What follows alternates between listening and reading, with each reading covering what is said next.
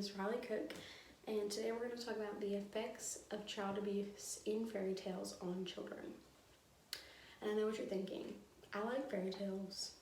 I don't want to hear anything negative about them. That's fine. I'm not going to tell you too much negative about them. I'm just going to give you a different perspective to say. Fairy tales are very beneficial to children. They can teach moral lessons. They teach many different skills that probably would go untaught otherwise. A lot of times when people think of fairy tales, they think of reading them with their parents at bedtime or with their classmates when they were younger, and that's fine. It's good to have fond memories like that when it comes to fairy tales, but today we're really going to talk about the negative undertones, the negative connotations that kind of get overlooked when it comes to fairy tales, and how it can affect children on into adulthood and how it can affect their psyche. To start, Dr. Inad Sair published a journal that talked a lot about the group cooperation skills and people skills that fairy tales can build. A lot of psychologists have agreed that fairy tales create a space where children can learn at kind of their own way.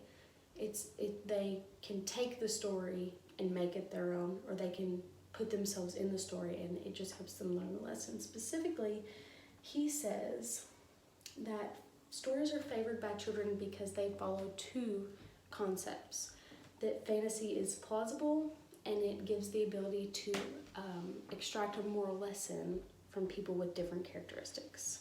So it's a lot easier for children to think in the abstract. They don't have a lot of concrete thinking processes at the age that they're typically reading fairy tales. So it's easier for them to see Cinderella, for example, and say, well, she worked really hard, she did her best, and she got a prince. She had a happy ending. I want to do that for myself, rather than us telling the story of Bill Gates and explaining everything he did to get where he is today. Children aren't going to, at that age, they're not going to take that much from it. It's pretty much going to go over their head.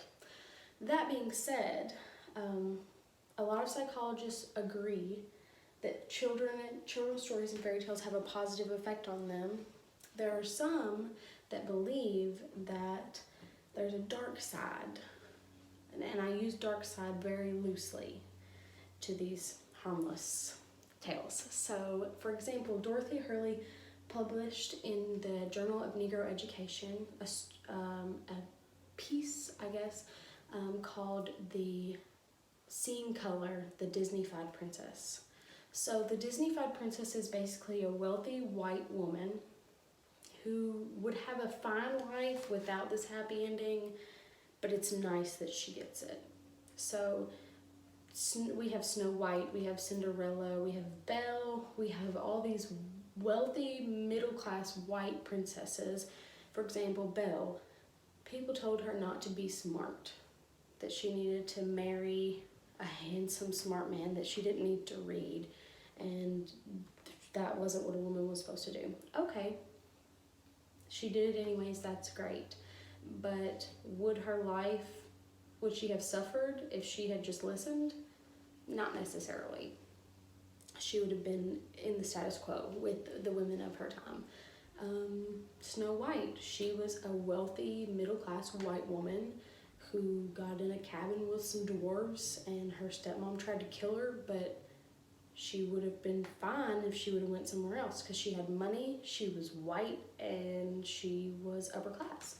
So these stories, they don't represent a lot of our population. When it comes to little girls of color and children of color, they basically have three princesses they can pick from that aren't even necessarily princesses. They have Tiana from Princess and the Frog, Jasmine from Aladdin, and Pocahontas from Pocahontas. And Pocahontas wasn't a princess, Tiana wasn't a princess, and Jasmine, I guess you could call her a princess, but they never really said she was. So basically, if you don't like those three stories and you're a child of color, then you're just up a creek, because there's nothing out there to represent you. And she states that the children of color, they don't find themselves represented. So a lot of times they struggle with relating to these stories, which is totally understandable. As as a whole, humans have a bad habit of kind of blurring out all the bad parts of something when we really like what we see. So when you see a bunch of flaws in something but you want it really bad, you want it to work, you're going to ignore all the flaws so that you can get what you want. And that's what we do with fairy tales a lot of times. In Hansel and Gretel, a woman tries to cook and eat children. That's the story. In Snow White, like I said, her stepmom tries to kill her. In Cinderella, she's neglected and abused by her stepfamily after already suffering through the loss of her mother and her father.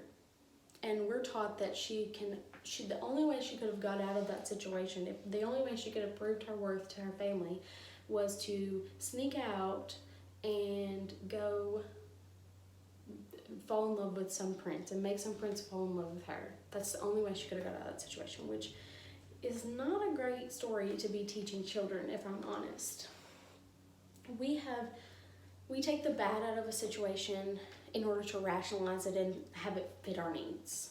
And that's what we do with a lot of these fairy tales, and that's why it's such a problem when it comes to things like this. And,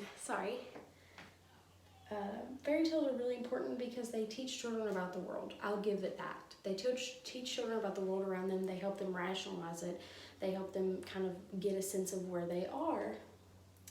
But it's important to have these conversations about the negatives in these stories in order for us to move on and kind of have it sit well with our soul so we can live our lives in a healthier and better way.